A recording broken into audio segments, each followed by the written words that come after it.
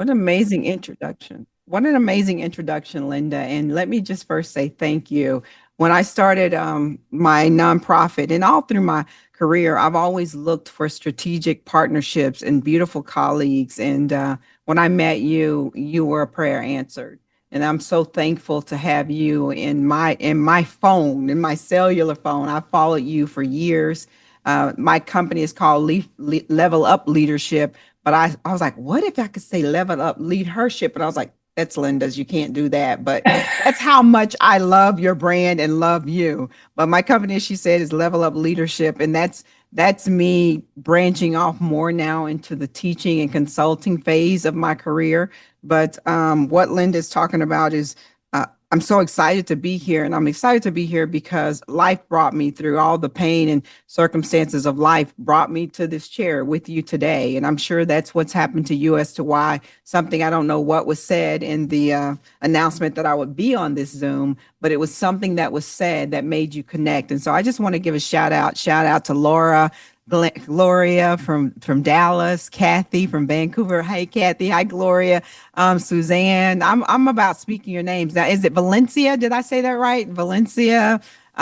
Just everyone. I mean, Yes. Gail. I see Gail. Gail loves you too, Linda. Just so you know. So you're loved by so many people. So again, thank you for allowing me to use this platform just to talk about who I am. And I am just a girl from Dallas, Texas, born and raised in Dallas, Texas, on a street called Prosperity. Yes, in South Oak Cliff, and the street was called Prosperity, but there was no one wealthy on that street called Prosperity. And I just remember growing up. I'm the daughter of PK, which most people know that's a pastor's kid. So my parents pastored for 47 years, 42 years, and they're both gone. They're my heavenly angels now. And so I tell people I'm an orphan. If they want to adopt somebody, they can adopt me.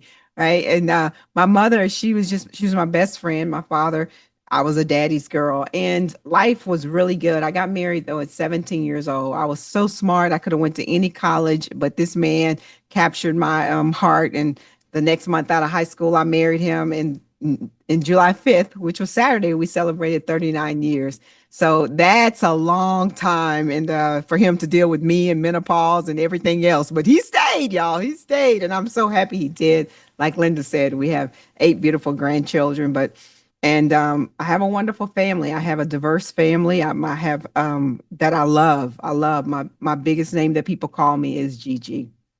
Um, but I want to just tell you a little bit about how I got to this seat. I got to this seat from just the pains of life. When I got married at 17, my father told my husband, if you can't take care of my daughter, then bring her back home. And my husband was like, oh, okay, okay. Well, he and I were working 5 jobs collectively. And there came a time where he couldn't take care of me. And I would strategically go to people's houses during it was dinner time or lunchtime to make sure that my kids were fed. And I was thinking about it and I said, oh my gosh, I said, there has to be a better way. Maybe I should tell my parents. And my father said, my husband said, you remember what your dad said? And I said, I do. So I took it up on myself and I went and applied for food stamps. And it was the most horrific experience I'd ever encountered. Babies crying, mama's crying, I'm crying. But they told me, they said, because you work, y'all make $8 too much, so we couldn't get approved for the food stamps. And I just held my head down. They handed me this brown paper bag, and inside of the brown paper bag, I still remember it to this day because I asked God to never let me forget. Everything was expired except for a can of beets, and I still have not cooked beets to this day. I'm like, no. And I remember crying and going, oh my gosh. And kept working hard, and life got better for me and my husband. We started working with Emmett Smith. I did a business plan for Emmett Smith, the guy from Dancing with the Stars. And then I became a red carpet reporter. Again, the woman who's never been to college. But I always believe that whatever you put your mindset to do, you could do it. And so I started doing freelancing for Entertainment Tonight and doing the red carpet hostings and stuff. And I thought I had it with me because at one time I always knew that I was supposed to be in TV, but I didn't go to college for it. But I'm just like, I love TV. I love the cameras. And so I bought a little $99 press pass so it could try to get me into places, but a lot of places knew it wasn't really, it was a bought press pass. But I just had the faith that one day, my life would get better. And so I started doing Entertainment Tonight. That was fun, doing red carpet. And then 2004, my father passed away June 18th. And it was the most horrific experience in my life. I lived across the street from my parents for 16 years, and I remember just crying. I went into a depression, and my mother came across the street and she said, "Cheryl, we need you." It's like, you got to get up. You have children, and they need you. And I just was like, I just want to go home to be with my father. I want to die. I didn't matter to me. And my mother said, "No, you matter, and you need to get up." And I was crying, and I heard this whisper, and this whisper said, "Feed them." And I looked up at my mother and I said, "Mom," I said, "I just want the world to know your name." Her name was Minnie Ewing. And I said, "I want to feed the hungry. And I want to treat people the way I wanted to be treated when I walked into that door that day and applied for food stamps. And I want to give them what I received, but better than what I received." And she said, "You don't have to do that, babe." And I said, "Yes, ma'am, Mom, I do." So I started Minnie's Food Pantry on April Fool's Day, 2008, with 2 cans of corn and my first and last month's rent. And I said, "God, if I'm supposed to do this, you will help me. If I am in your will and in your purpose, you will help me." My first years was very difficult. And I didn't think it would be difficult. Has anybody ever started an initiative and you thought it was going to be very, very easy? Yeah, you can type in the chat and tell me about it, because that's what I did. I said, "Oh, my daddy preached. There's a church on every corner. So the pastors and preachers are going to come and give me food, because that's what the Bible says, feed them, right? So this is going to be so easy to do." And boy, was I wrong. My husband literally helped me fund it for the first 3 years. My son quit his job to come and help me. And that's so important, to have yourself surrounded by family and friends that really support you. I will tell you, though, that it's not always the case that all family and friends are going to support you, but it's nice when you get one or two of them. And I was blessed to have my son. He quit and he started working with me. And it's been a journey. It's been an amazing journey. But what's so crazy about it is that when I would ask people to help me, Linda, nobody wanted to help me. Nobody would give me a blueprint. Nobody would tell me. I would go to some of the other food pantries and they didn't want to help, because in the nonprofit world, if you're feeding 50 people and then I take 50 of those people, now you're feeding 25, you don't get as much money because you're not feeding 50. So why would they want to help me and take away their possible grant fundings, which I understand that now looking back. But I just can tell you that the world, we work so much better together. And so I went on this journey and I started and I kept going and kept going. And it was just one by one by one. It was something. It didn't matter what it was, but from one place to the other, I intentionally opened up my food pantry in a very wealthy area, because I knew that the wealthy would come by and they would have to see, you know, what is she doing? Because they would say, "We're in Plano, Texas." And they say, "Oh, there's nobody hungry in Plano." And I said, "Well, I was hungry. So maybe there's just one or two people out there just like me. And if there is, that's who I'll feed." Started off feeding 10 families a week, and then 20 families a week. And then we got up to 100 families a week. And I mean, the numbers began to just grow. What was amazing about it is that I had the standard that I created, and people would come and they would start bringing me some of the expired food, and I would look at it and I would say, "Close your eyes." And I said, "I want you to picture this, the person that you love the most in the world, they're coming to the food pantry and you don't know, because nobody knew I was hungry." I said, "And then I want you to open your eyes. And if I was that person, is this the food that you want me to give them as their meal?" And people were like, "Oh." Because at first they would say, "Oh, they should just be happy that they're getting something." But when I made them visualize, this is what you're wanting me to give the person that you love the most if they come here tomorrow, people would go back and they come in and bring me fresh fruits. Some of them would bring me vegetables. Some of them would change out the cans, because we never take expired cans. We never take dented cans. I said, "If you wouldn't purchase it, then I don't want you to give it to anybody else." And they were like, "I get it now. I get it." And that's what my job was. Ironically, my mother would always say to me, "Cheryl, I need to know you got it. Cheryl, I need to know you got it." And we would go walking across the street every single day, and she would stop and hold my hand. Sometimes it would even be raining, y'all, but she would still say, "I need to know you got it." And I'd be like, "Yeah, Mama, I got it. I got it. I got it." So life got better. It was really good, man. We started, like I said, humble beginnings. I moved from one little 500 square foot building to another one. And I was like, "Oh, wow, this is pretty amazing." And I didn't understand. I really didn't understand, how in the world can I be successful with this little? But here's what I need you to understand. Those of you who own your own business, as long as you keep going, And as long as you keep your message the same, as long as you keep your branding the same, people will begin to understand who you are and they will rise up and meet you where you are. And that's what I had to do. I had to keep the same branding and message. Every room I went into, they knew this woman's fixing to come and ask us to give us something to feed the hungry, whatever it is, right? And so that's what I did. I was just, and we had this. My father was a pastor, and he would always say to me, Cheryl, God has your replacement. He said, if you don't do what you're called to do, God's going to put someone else in that place. Or if he takes you home, he's going to put someone in that place.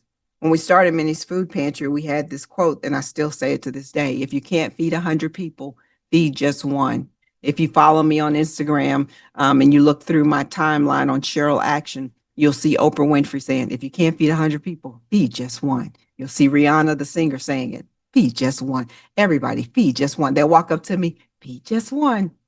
What message are you delivering? I don't know who I have on here. I don't know where you are in your career or whatever, but what is the message that when you walk up to someone or someone walks up to you, what do they know you to be? Who do they know you to be? What is the light that you're shining? I always tell my people that I bring the joy, and I don't say that egotistically. I say that because I do it intentionally. My purpose is to bring joy into every room that I come into and make it better than when I arrive. After I leave, someone wants to bring me back again. I looked down at my phone before I came on, and I actually asked Linda before we came on, did I not? I was invited to a by invite only with some of the most global leaders in the world at Martha's Vineyard. And I said, how in the world is this little phone and this little girl from Dallas, Texas, being invited to a world global retreat with presidents of different countries to discuss the leadership coming up into the next dimension? How am I invited by invite only to sit in that room and to bring a friend? And who did I text? Linda, and said, Linda, are you available on the 7th and 8th? How does that happen? It happens because of relationships. I never go into a room. When you read my book, this new book that I'm having published called The Power of Action, I'm so excited about it, y'all. You can pre-order the book. And the reason I'm excited about it is because I never enter a room unprepared. I always know who's going to be in that room. If I don't know, then I'm preparing myself. If I do know, then I'm saying, I need to meet this person. I need to meet this person, whoever it is. I go intentionally knowing about, oh, I understand. So Linda, you're the CEO of leadHERship. I've been wanting to meet you. Like, I know who it is. And I'm going to tell Linda who she is so she knows I'm genuinely interested in her.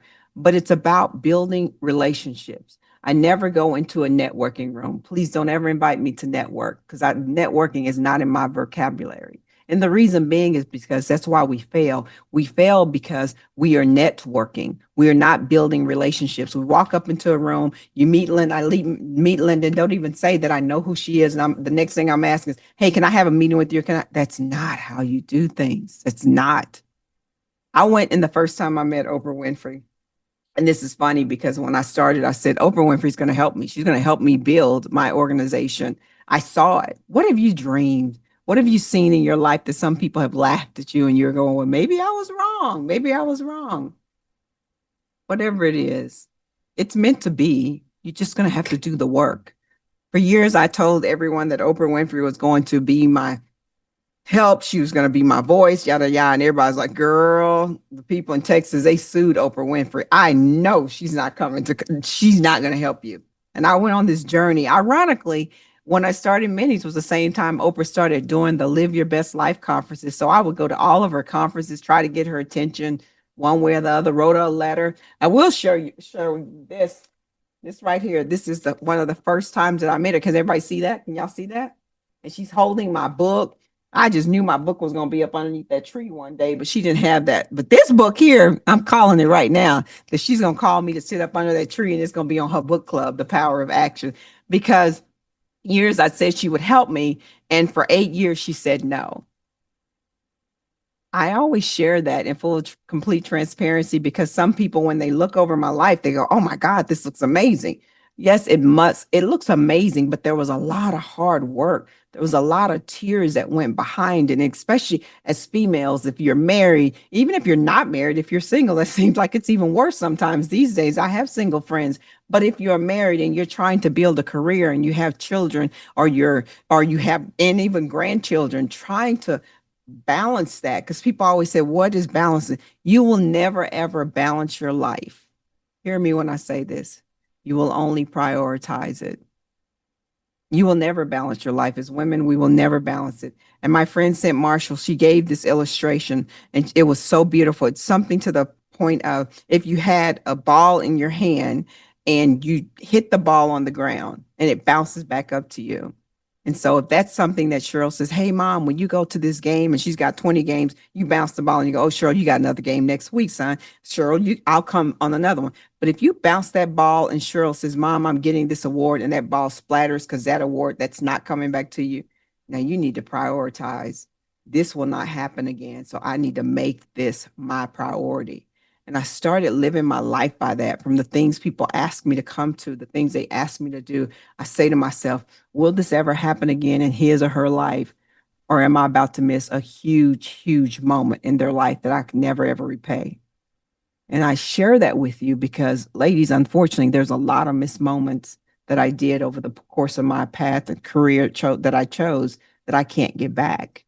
And so, if I'm honest with you, then hopefully you won't make the same mistakes that I made, that I can't go back in life. All I can do is move forward. So, when my grandchildren, um, uh, ask me to come to a game, they will tell you, I won't miss a game. I've flown from New York and get up at 4 o'clock in the morning to catch a flight so my grandson can hear me screaming, go, Amari, go. And I do not miss a game. So much so, I wish I had the rings, but they won the championship and the coach gave me a ring as the number one cheerleader because I was there to support and yell every single time that they took that field, because that's what priorities are about. And so as I live my life now through priorities, one of the priorities that I know that I have is teaching people. So what do I want to teach you today? I want to teach you about gratitude. I want to teach you about there's three things that I live by in life. Three words, three phases, two words. When I wake up every morning, I look at and I say, God, please use me. You got to use somebody to make a difference. You got to use somebody to show that you can make a difference and be a difference, to teach other people. Use me. Second thing I live by, the two words, is thank you. But for the smallest things, I say thank you. Today I went to Kentucky Fried Chicken because I just was craving some Kentucky Fried Chicken. And the man didn't give me the biscuits he gave me the biscuits, but did not give me the honey. And he came out and I said, well, I asked for 3 packs of honey because I got 3 biscuits. And he came out with 1 pack. And I said, sir, I said, I asked for 3 packs. And he goes, they don't listen to you, did they? I said, no. He said, I'll be back. And he went and got the other 2 packs. And I had a $50 bill, young kid, looked to be about 17, 18, maybe 19, working for the summer, maybe. And I handed him that $50 bill and he started crying. And I said, thank you for hearing me. And he said, you don't know how much you made my load lighter today. Just something that simple. And then the third words that I live by every single night is well done. At the end of the day, when you look back over just a day, don't even look back over your entire life. But if you look back over just a day, could you think about that young man for me that was at KFC that I helped and he starts crying? Can I say well done to that? And I say, well done to my son who came in and was helping me set this up because I'm trying to use a different studio. And I'm like, thank you, son. I appreciate it. How much will that mean to you and to me when you show the gratitude and you say, well done at the end of the day? It makes you want to do better even the next day. And it makes me reflect and go, oh, I messed up. I missed a moment here. So I challenge you, if you're working from home or even if you're working at an office, stop and tell someone thank you. Look at them and tell them well done every single time, because it's very, very difficult. These days, we'll ask, how are you doing? And then we'll pass by someone and don't even stop to listen to what they say. Sometimes I intentionally tell someone I'm not doing well and they keep walking. So I said they weren't even listening to me. And so I make it a habit to make sure that I stop and I listen to people. So back to the power of action in Minnie's Food Pantry. we moved and we moved and we moved. And there was a moment, I'm going to talk about action on this one. There was a moment where I was cooking because I'm just giving you little snippets of stories in the book. Because the power of action, this book that I'm doing, it is power of action, leadership lessons from the front line. So these are actual lessons that I personally went through. So in this particular story, it was in Texas and there was snow, and so I've fed now 31 million meals from Minnie, starting with 2 cans of corn. Now we have 12 locations. We provided 31 million meals. We're in New York City, we're in Pennsylvania, and we're in Texas. Again, no blueprint, just a God print. And I have the most amazing staff that when you speak to them and they hear your heart, strategic planning is very important. What I mean by that is, I had a meeting one time and I said, I never want to buy another Sharpie. And so my volunteers and my executive team, whenever people came in to volunteer, they would say, will you bring a box of Sharpies? And I was like, oh, that worked. I said, I never want to buy paper.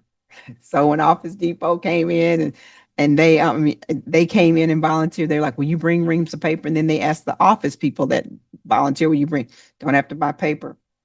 And I said, in the next 3 years, I want three 24-foot trucks, refrigerated.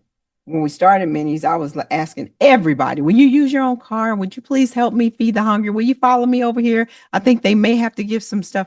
And they would follow me. And I said, there has to be a better way because we're picking up these boxes. So I wanted trucks. Well, they did. My staff member heard me and she started asking people, do y'all do trucks? Do y'all do trucks? And I'm here to tell you today, we have 6 24-foot trucks. Not because of anything that I have done. It's because that I shined my vision. There's power in vision. I shined the vision that I had for Minnie's Food Pantry and I shared it. I shared it with other people. I see Linda, she just said Cheryl doesn't pay for what she prayed for. Linda and I met at an event. When I was speaking at the event, it's nice to give back. At this particular event, the lady didn't have everything, and she called me, and it was on the day that my mother's only sister had just passed away. And I had every right to say I don't want to come, but God said no. Those people are expecting you. You go anyways. And so I went in and I spoke, and I told the people about how I promised my mother um, that I would take her to Paris because my father had told her she would take her. And my father died, and then my mother remarried, and my stepfather promised, and then he had a brain aneurysm and died suddenly. So my mother was turning 70, and I was going to surprise her. Well, God surprised me, and he took her home Mother's Day weekend. So I was going to take her to Paris. So I'm speaking at this event, and I said, I don't pay for what I pray for. I'm telling the women how short life is, and I'm telling the women how you need to live life to the fullest every single day. And while I'm sharing this, just pouring out my heart, and I leave, I get this call about a week later, and it was well, right before I left, a lady walked up to me. Her mother was 91 years old. She said, her mother said, I've been all around the world and I've never, ever heard anyone speak like you're speaking. And I would love to meet you and just have lunch. And it's something about sitting at the foot of wisdom that I love. And so I told her, I said, okay, I said, I'll do that. Her daughter said, well, can I get your name and number? I said, absolutely, you got my name. Here's my number. The daughter called me about a week or so later and said, I would like for you to go to Paris with me.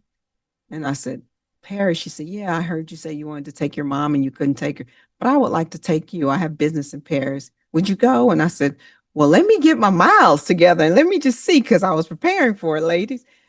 This lady said to me, didn't you say you don't pay for what you pray for? She said, I want to take you to Paris. Let that sink in. Number one, if I had not went and spoken, even though I was going through pain, I would have never met this woman. Sometimes you're going to go through pain as a leader. You're going to have to still keep going. Sometimes I'm going to tell you, you need to stop, but there are times that you have to keep going in spite of. So I told the lady, I said, okay. She said, so I'll pay for it. We started putting everything together. Then it hit me. My sister, I have one sister, and I promised her we would go together since my mother had died. And I was ironically going on her birthday. So I asked the lady, I said, can I use my miles then and pay for my sister? She said, absolutely. A week later, the lady called me. She said, your sister get in? I got everything taken care of. I said, yes. She said, well, I have some bad news. she's gotten really sick. And I said, okay. I said, so we can cancel it. She said, oh no. She said, this must have been just for you and your sister to go. I'm still going to pay for you and you take your sister. Ladies, when I tell you I entered on the plane, first class, I got off and I had a Mercedes Benz waiting on me here, had a BMW driver waiting on me. She flew us to London. She flew us to Paris. She flew us to Milan. We had, when I say service on top of service, I never experienced anything like this. And all I can say is that's what happens. It's called, in my world, it's called reciprocal giving. It is like you give expecting not to receive, but the power of action and the laws commands that you get it back. And that is how I've lived my life, is that I've given what I have and sometimes what I didn't have. I've given my friend stuff saying, give me some money out of your purse because I don't have any money today to help somebody. And I will say this to you. I was sitting there talking to Rihanna, not to Rihanna. I was sitting and I was talking about how we were stuck. It was a snowstorm. And so I was cooking and I dropped a pan of grease on my foot. And I still have the scars. My mother said, you got to go to the doctor. It was 3rd-degree burns. Is leading painful? Absolutely, it's painful. And I went to the doctor and the doctor says, you can't go to work. So I went home and I had on my bonnet and I'm watching Good Morning America. And they were like, are you doing anything special? Write to us because we're looking for a hero in your city. So I said, wow, we're going to bring the red carpet. Rihanna's doing a movie called Home, and we're going to bring in the red carpet. And I'm like, oh, okay. And so I pick up and I'm just going on my typewriter. And I'm like, well, you got a red carpet? Well, we have a red carpet at Minnie's too. And I'm telling them everything we do. Little did I know that the day that the doctor commanded that I stay home was the final day that you could register for this hometown hero. And who won it? You're looking at her. Rihanna and Steve Martin and Jim Parsons. I walk out of Minnie's Food Pantry and I'll send some of the links so y'all can see it because it's just when I look back on it's just amazing. And I'm looking up and they have this huge screen about 100 feet in front of Minnie's and they have a parade coming. They made me come in early. And they were like, well, we narrowed it down to like 10 people. So I didn't know who had won. And then I walk out and they're like, Cheryl Jackson. And when I walk out, Rihanna and Jim Parsons and Steve Martin are all on the big screen and they're pointing at me and I'm pointing at them. And they're like, we chose you. So Rihanna flew down and Jim Parsons flew down and they served with me. I can't make this up. I can't write this. This wasn't in my blueprint for Minnie's Food Pantry, right? But it's how you give and how you live and how you love. That is what comes back to you. So imagine every day what you are giving out to this world. What are you giving when you come into a room? How are they feeling when they come into your presence? Like what kind of power? The power of action. Action is emotions. Action is love. Action is joy. It's not just you moving and doing all these things. It is who you are. And so when they say your name, Gloria, do they smile when they say your name? That's what you want. Bridget, when they see you, do they say, well, oh my gosh, she's coming. She's going to be here. That's what I try to live when someone says my name. So they'll invite me back into a room. And so Rihanna flies down and it was so amazing that not only did she fly down, Gail, I'll tell you, I'm going to send you a link to the book when we're finished because it's not out. It's pre-orders right now. And you're the first ones that can pre-order it. That's why I told Linda I wanted to do it here privately. So I will put it in the chat. Or if I see is in the studio. If you can put that link in the chat for them to pre-order, I would really, really love that. Thank you, Dr. is in the house. Surround yourself with people who are here, who loves you. That's what I'm saying, supporters. And so Rihanna came, y'all, and it was just amazing. And I remember seeing like 300 media outlets come in. And she loved me. Thank you. You saw it when it actually happened. Oh, wow. Gloria says she saw it when it happened. And it was just, life was great. Life was really great. And then a month and a half later, that Sunday morning, my mother was preaching and my mother said, give me my purse. I took my purse. She took her purse up to her. She said, take everything, all the money out of it, all the money out of it. And we take the money out. She starts giving it to everyone around the church. And she's crying. And she said, you need to be seen giving. You need to be seen giving back. And she said, so she started blessing people in the church. And she said, if I were to die today, I will want my headstone to read, she loved God. She loved God's people. That's what I wanted to say. Didn't think anything about it. That was Sunday. On Wednesday, I lived across the street from my mother again, so we would ride to church. I was sitting in the back seat, and my mother said, Cheryl, I bought you two things. It was towels. She monogrammed them with the word action on them. She said, so when you cry or when you have your personal summers, you can wipe your tears because I speak a lot or I cry most of the time when I'm speaking. I said, oh, Mom, that's so sweet. My mother and I, we talked about putting a Minnie's food pantry where she grew up. And she said, Cheryl, I have great news. She called me that Thursday. She said, my sister said she's going to give you the house, the rights to the house, so you can put a food pantry where I grew up. I said, wow, Mom. I said, well, Mom, got to go into a board meeting, and I promised that I wouldn't talk. So I'm going to turn my phone over and I'll call you when I'm done. She said, Cheryl, I don't know why God loves me so much that he gave me you, but I'm so proud of you. Ladies, if you are parents, make sure you tell that to your kids as much as you can. When I turned that phone back over, I missed 41 calls. They said, if you want to see your mom alive, you better get home really quickly.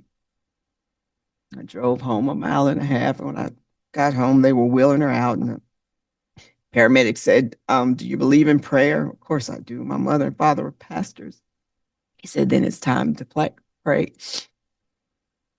And I began to pray and took it to the hospital, and they took me in. The CEO told me, he said, we know who we are working on. Let me show you what the charts are saying. And everything in the chart said that our heart was, 4 of her valves were completely clogged up. So he said, I don't know what we can do. And he couldn't do anything. God was in control of this. That same day, my mother and I had went walking to Walmart, and she picked out 4 different orchids. And those orchids, she was like, I said, Mom, you're not going to walk home a mile and a half with orchids in your hand. I'll come back and get them later. My mother passed away. Pain. As a leader, you're going to go through it. And the power of action in my book is just a motivation to how do you go through the pains of life. There's some times that I'm going to tell you that you're going to have to keep going, which is what I did. Thank you for buying the book, Nancy. I appreciate you. As a matter of fact, I said the first person that bought the book was going to get a gift from me, and I'll show you what you got. I'll show it to you as soon as we're at the end. I actually had the gift sitting right here by me. So thank you, Nancy, for your support. My mother passed away, and the next day I'm literally sitting with my family, y'all. And the doorbell rings. It's 4 flowers. They're all orchid. And they're literally the color of what my mother had just chosen the day before. And they were sent by Rihanna saying, I'm so sorry. I hate that you had to experience it, and I'm here for you. I I couldn't I couldn't do anything, y'all. I couldn't be me anymore. That was my best friend, 16 years. We lived across the street from each other, and she's been gone 10 years now. And if I'm always transparent, this last year has probably been the best year for me, but I battled depression as a leader. The power of action. I was taking action, but I didn't take action for my real true self.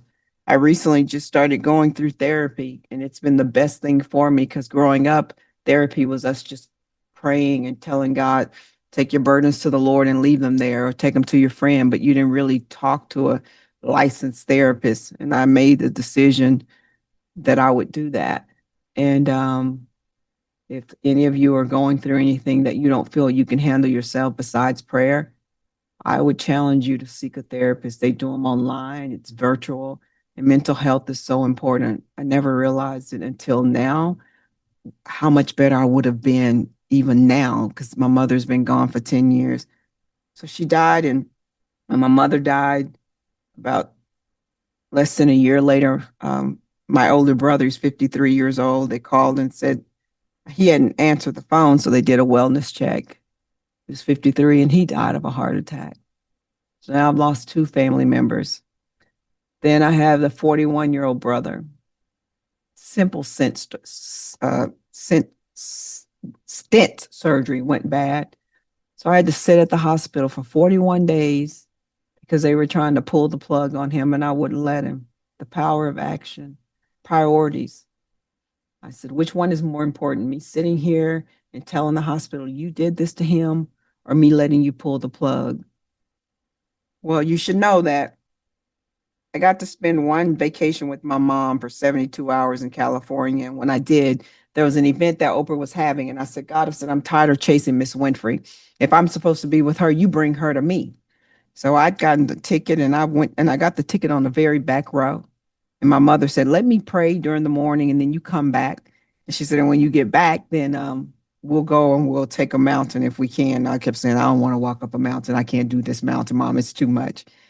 So I sat on the back row. When I sat on the back row, Miss Winfrey literally came off the stage and walked to the back row and said, Cheryl Jackson, what are you here? You've already attended this. What are you here for? And I said, just here to support you. That's it. She said, George, get this photo. Sometimes you're gonna have to chase people, and then sometimes y'all people gonna start chasing you. When you get that thing settled down in your spirit and you get it all branded correctly and you know and you walk in confidence with who you are and whose you are, you will not have to worry about a thing. Miss Winfrey took that picture with me. I went back home to my mom. My mom, we had a great time. My mom made me walk this mountain that I didn't want to walk, but we took that mountain, came back home, and life was good. And I'm fighting and I'm fighting. And I said, Oprah, I said, I have to say something to you. She goes, what? I said, thank you. And Oprah had sent me money. And I said, donating to Minnie's Food Pantry. I said, I just want to say thank you. I said, can I ask you another question? She said, what? And I whispered in her ear, can I get 5 minutes of your time?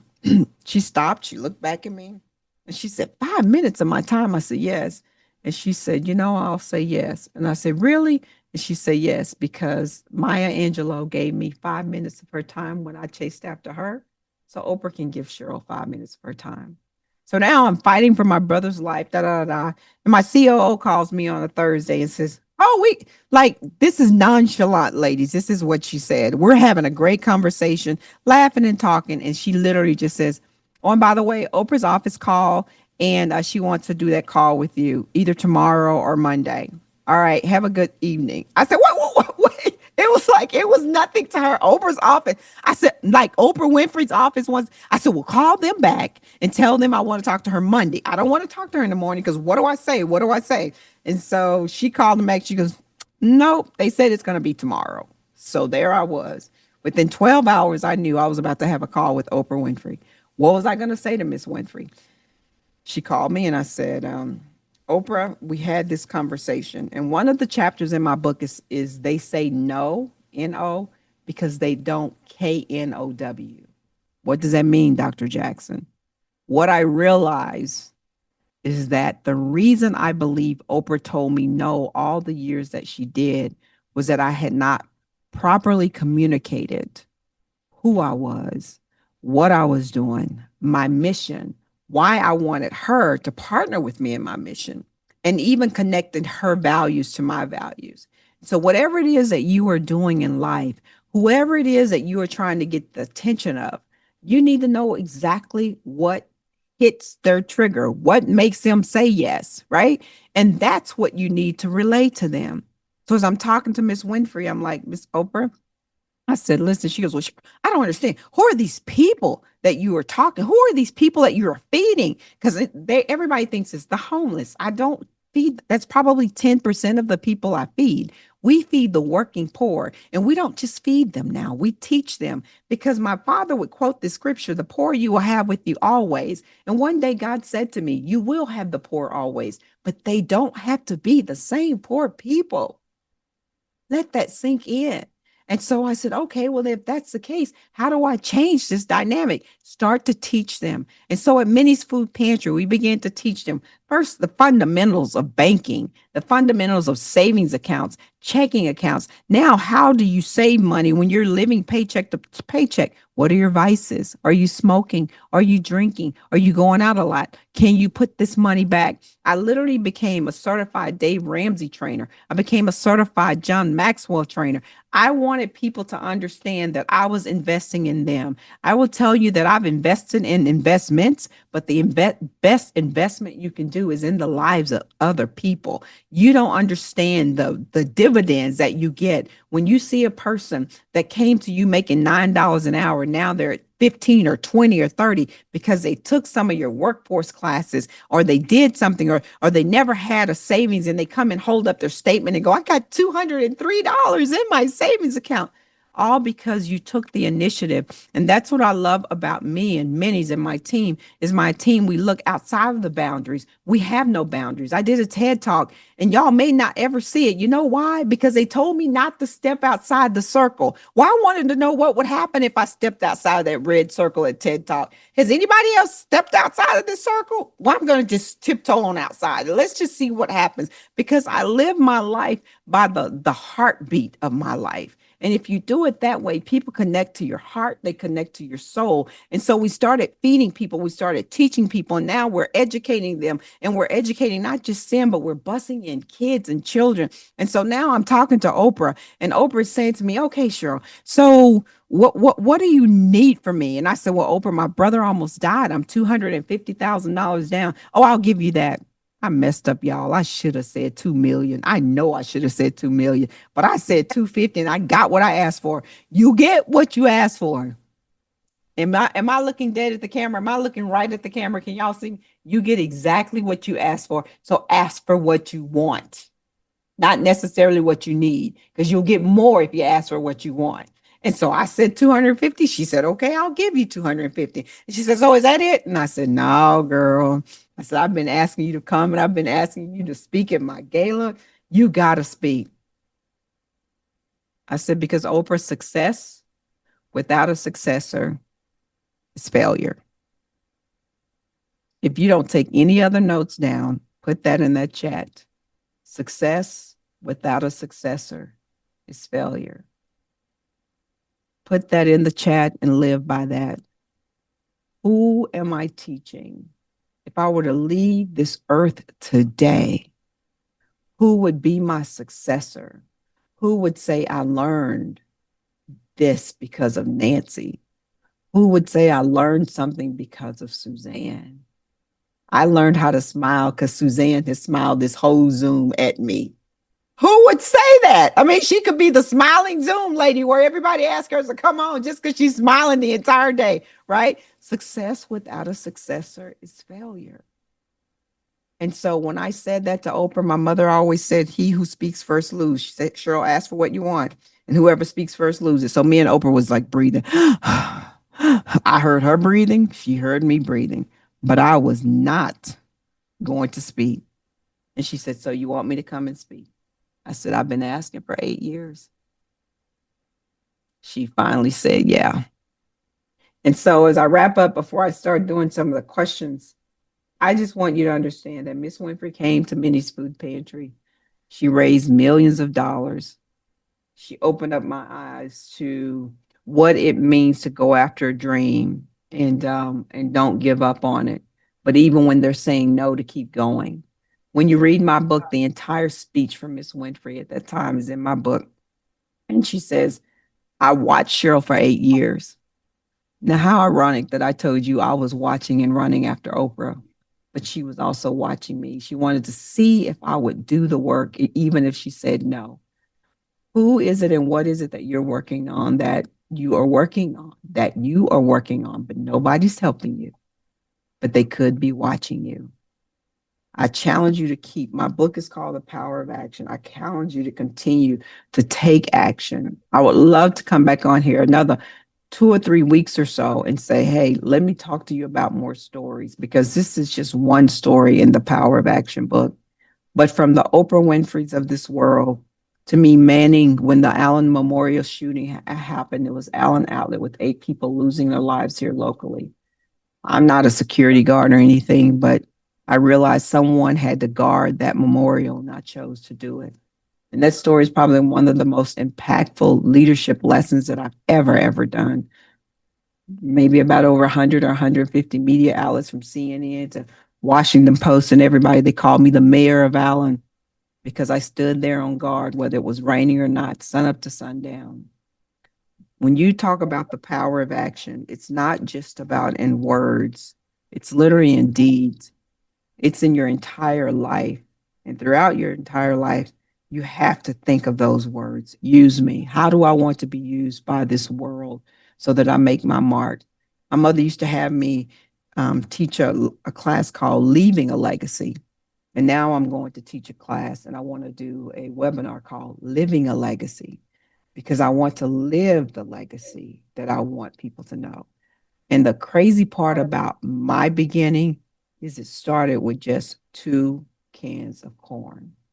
I didn't have millions of dollars. I didn't have thousands of people saying, so I thought I would have, that they would support me.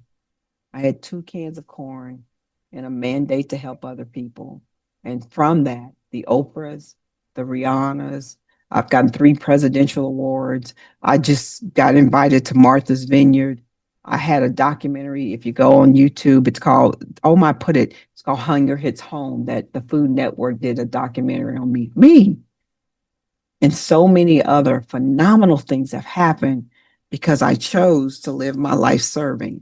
Now, granted, everybody's not going to do a nonprofit, but serving is in so many different ways you can serve someone. So that's what this book that I've created is, giving you my stories where you can see yourself in my stories and say, I could have done that. And next time I will do this. I have the book called The Power of Action. And then I'm going to have a journal because ladies, the best thing that you can do is journal your story. My mother left me with 37 journals. When I feel sad, I pick up those journals and sometimes I'll open it up and she'll have written a letter to me. Cheryl, I don't know why. I love you so much and you love me so much, but you're my best friend. So if God were to take you home, are you writing letters to the people that you love? Are you verbally telling them? If you're not, it's okay. Start today. Today is a great day to start a lot of great things. I'm Cheryl Jackson. I'm the author, I say, of the #1 best-selling book called The Power of Action. And it hasn't even come out yet, but I'm speaking that into the atmosphere. And I am looking forward to speaking and meeting with you. I have a conference coming up called the Reset Conference in Plano at the Marriott Legacy West for 2 days. And it will have Stedman Graham will be teaching on identity. And I'm going to put a code when I release the conference tomorrow. We'll announce that it's coming back. This is my 4th year. I'm going to put a code, and the code's going to be action. And if you want $100 off for the general admission ticket, the code will be action. And you can use that code and come and join me live.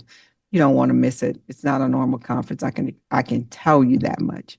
But thank you for giving me your time because this is something that nobody can buy. So thank you for giving me your time. And if I come back and do another one, if Linda will have me, invite one of your friends and frenemies. That's your friend and enemy. So invite your frenemy as well. And thank you. I hope you have a wonderful week and that this is a kickoff to it.